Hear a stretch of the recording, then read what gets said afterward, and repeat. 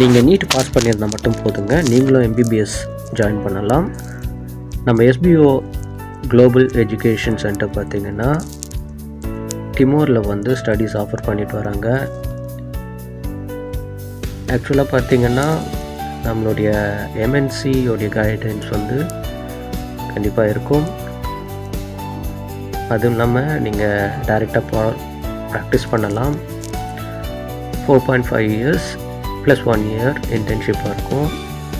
எய்ம்ஸோடைய சிலபஸில் என்ன இருக்கோ அந்த சப்ஜெக்ட் தான் நீங்கள் படிக்க போகிறீங்க. உங்களுக்கு எல்லாமே வந்து இங்கிலீஷில் தான் அவங்க சொல்லிக் கொடுக்க போகிறாங்க.